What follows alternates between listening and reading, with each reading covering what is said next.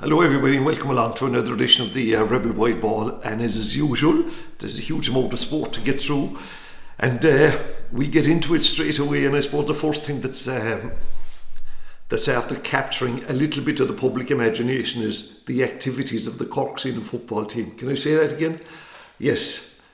Not that they were very concerned probably about last Sunday's great win up in Tullamore, but this is the battle that's going on between the Munster Council and I'm not too sure who's battling over the Kerry versus Cork Munster semi-final, which is scheduled for Saturday the 7th of May. It was originally fixed for Pairc.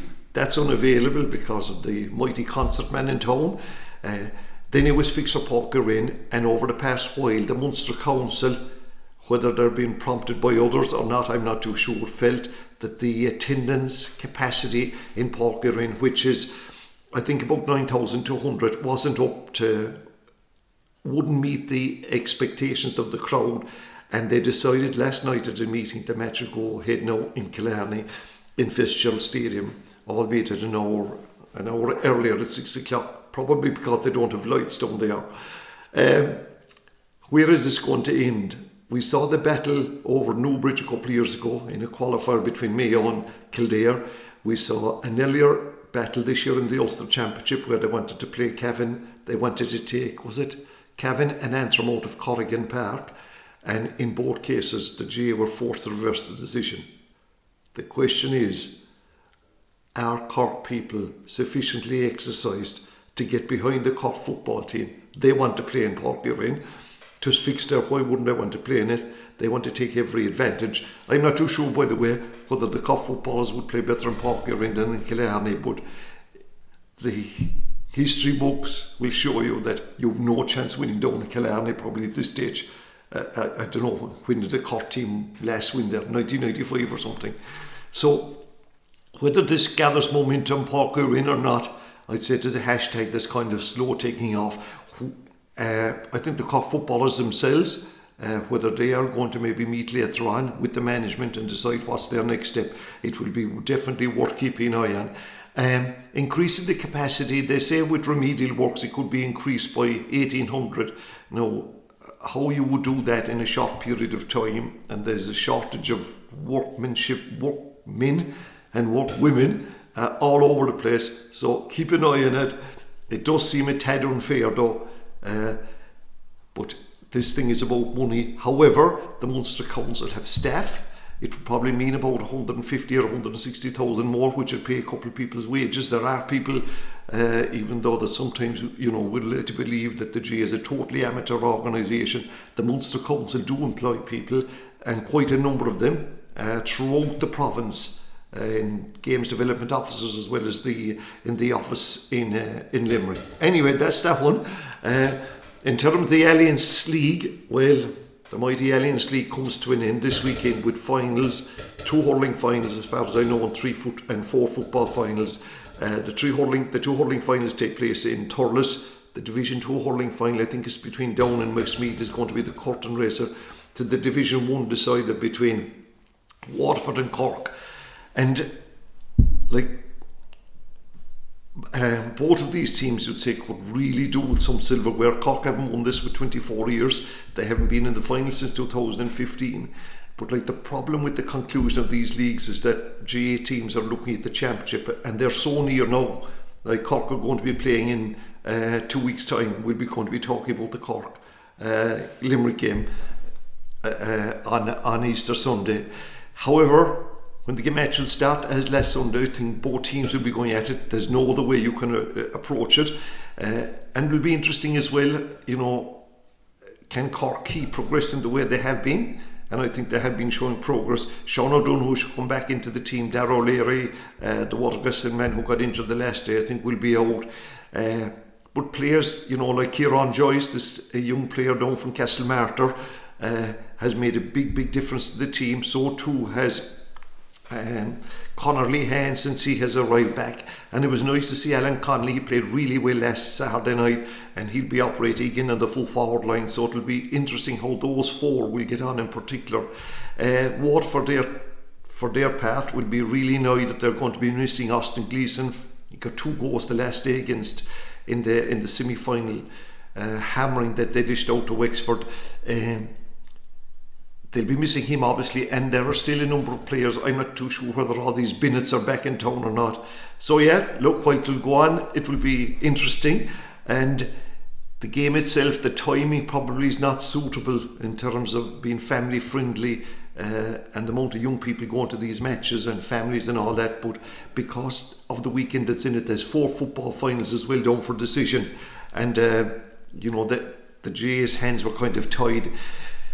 2 of those, the football finals take place in Croke Park on Saturday and Sunday, and on Saturday the Division 4 final between Cavan and Tipperary, is it an unusual pairing? Remember, was it 2 years ago when they were provincial champions? Here they are playing the Division 4 final, but they're both promoted, so that'll keep them happy.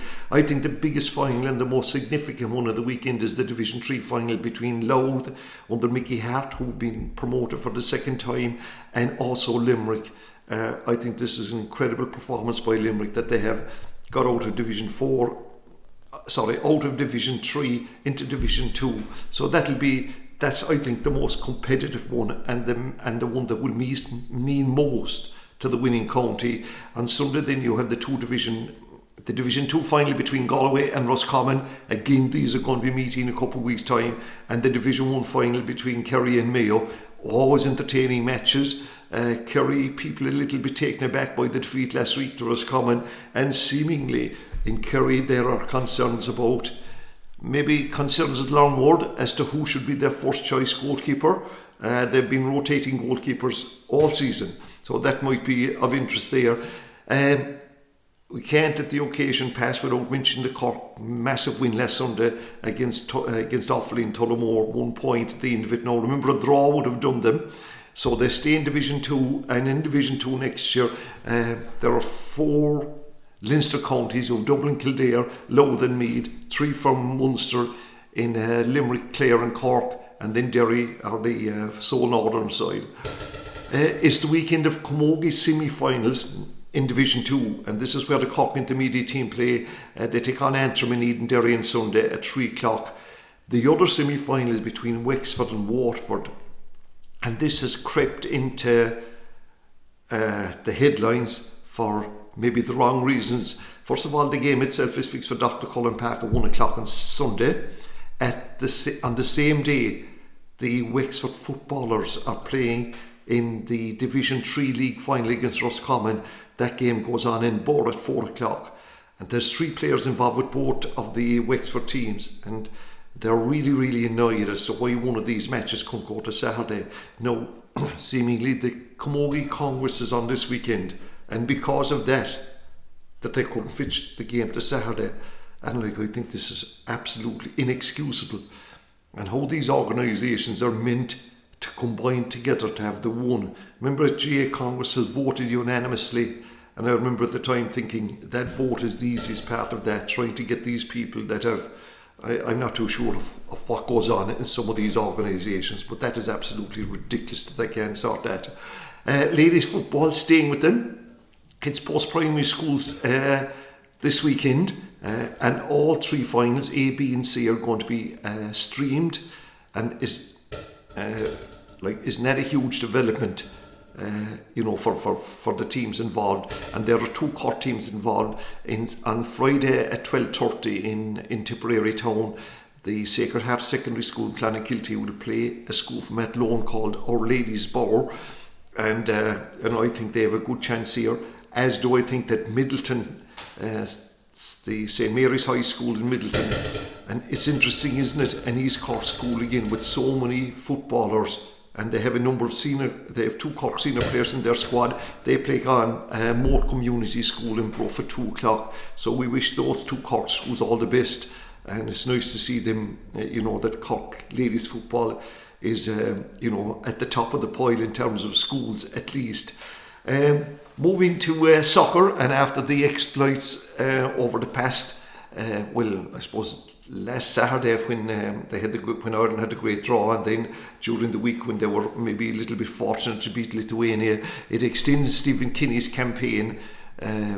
his unbeaten campaign to 7 matches. And basically I think what happens now, like, there's teams going to the World Cup, Ireland are not in that, but their next big outing is that they'll play 4 matches, I think, in 10 days in the Nations Cup sometime in June after the Premier League finishes, and all the other competitions are finished in terms of the Champions League and all of that. But Premier League it is, and what a competitive 2-horse race now at the top, and Liverpool just 2 points behind. They play on Saturday, and they play the early game against Watford, and following on from that then Burnley play Manchester City.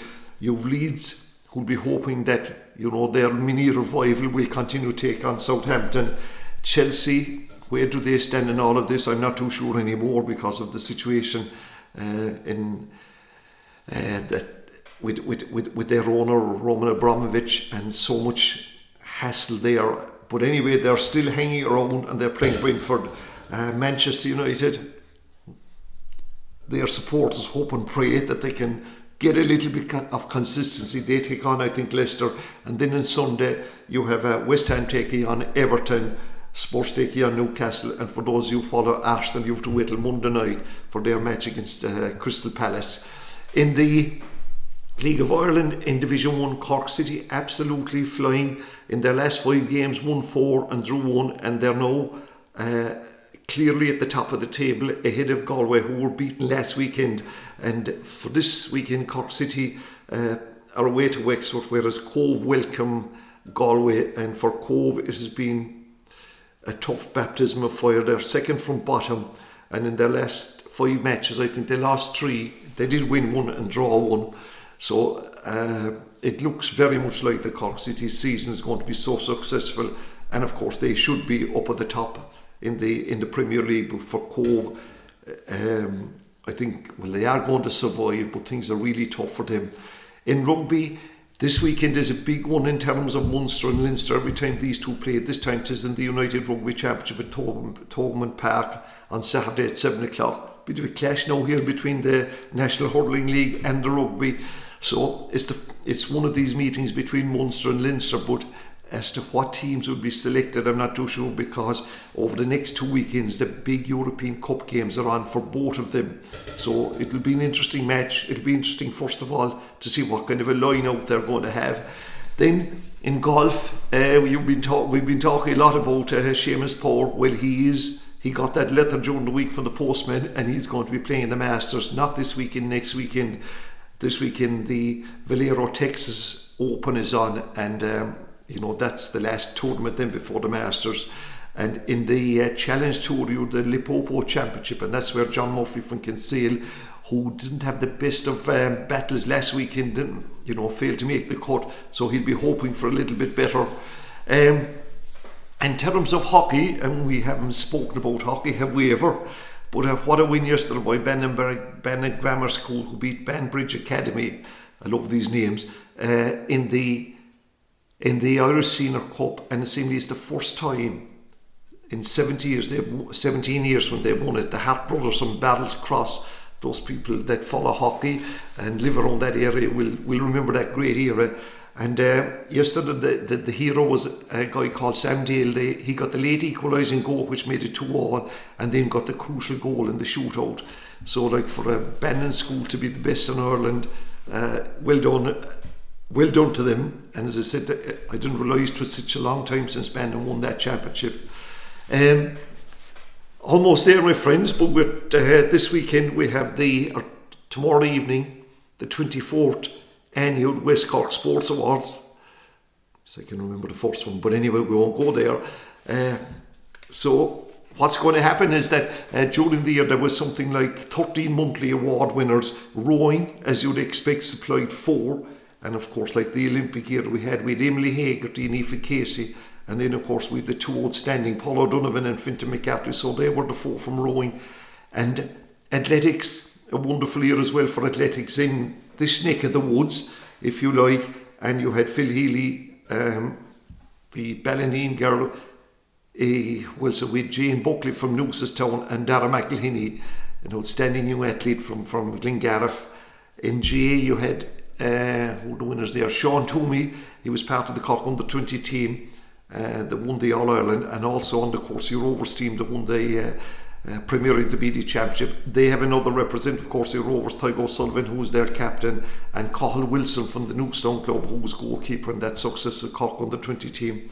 Rugby 1 award winner this time, and this goes to Gavin Coombs, who became the youngest player ever to win the Munster Player of the Year.